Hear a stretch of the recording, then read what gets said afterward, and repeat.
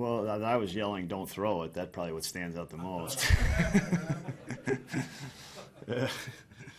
But I mean, to myself, that's what I was thinking. But that's his play for sure. And it took a great play on Eric's end and on the Thames' end too. So it's a special play, in a huge moment. When you watch it on replay, Craig, it's incredible that he gets to it at all, because it looked like it was by him. Then to make any kind of throw wheeling around that's on target at first, and then Thames made it nice. Yeah, I mean, his accuracy in that throw is, it doesn't look like he knows where he's throwing it, and it looks like he's throwing it before he gets turned around. But we saw another play earlier in this homestand.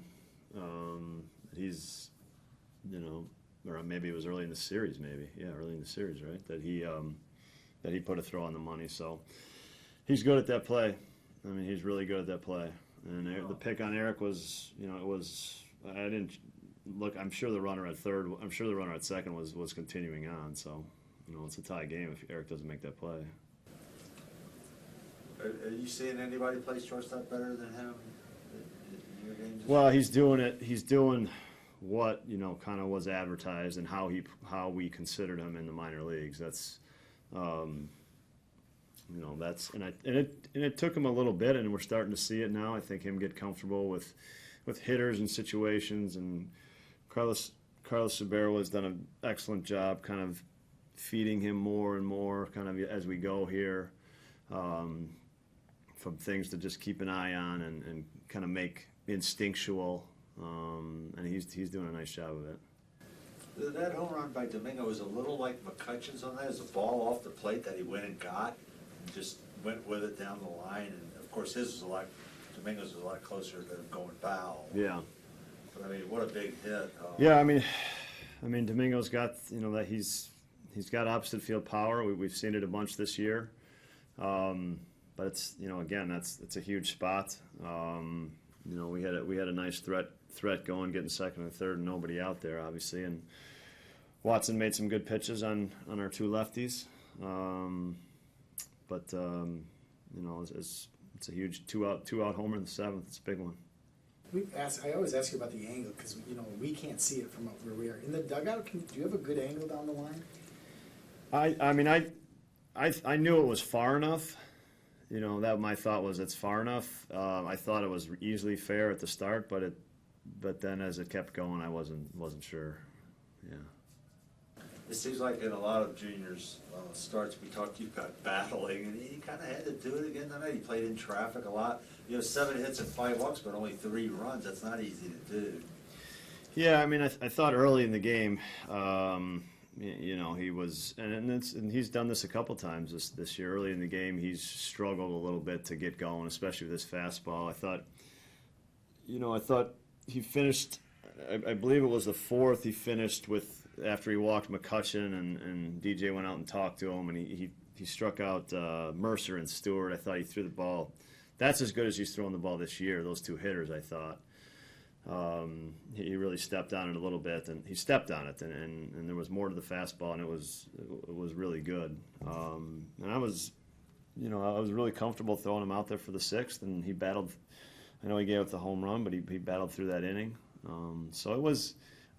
In a lot of his starts, he's gotten better as the game's gone on, and then we saw that last year, I think, a bunch, where he gets better as the game goes on, and I think. Just trying to get him in that good place a little earlier, we'll put him right back in that sweet spot. Talking about battling, Knebel really had to battle too. They had good at bats. I mean, I thought he threw some really good pitches. I mean, Harrison had a tremendous at bat. He threw him fastballs at the top of the zone, maybe a tick above the top of the zone, exactly where he wants to throw them. And he got some foul. And Harrison had a bunch of foul balls. So they put some good at bats on him.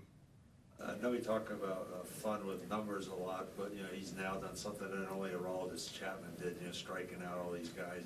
I mean, when you're in a 2-man club with Aroldis Chapman in modern baseball, that's. Yeah, no, that's more than fun with numbers. That's impressive. I mean, that's an impressive streak, certainly. And when you mention a guy like Aroldis Chapman, you take notice. This has been that's incredible. It really is. It's a worthy streak that should be talked about. And tonight was a good example why, because it's not easy to strike guys out. Those guys. No, they put some really good at bats on him for sure. I mean, all 4 or 5 at bats, 4 at bats were tough at bats, and he just kept making quality pitches.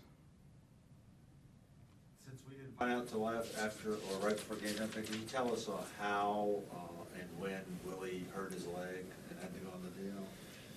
Well, Willie, yesterday felt it tighten up a little bit during his conditioning. He said something today. We didn't have him. We had him. The doctor, when he came in, he said something. So the reason why we were late is the doctor was checking him out late. And we had Brent. We were going to make a move today of some kind of pitching move.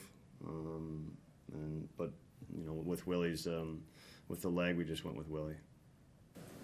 That sort of delay a hard decision for a while. No, I wouldn't say that. I mean, I'd say as he gets going, as he gets better, we'll have a chance to get him some innings probably in a rehab situation. That's the hope at some point, I guess. But is that a ways off then? Yeah, it's a ways off, yeah.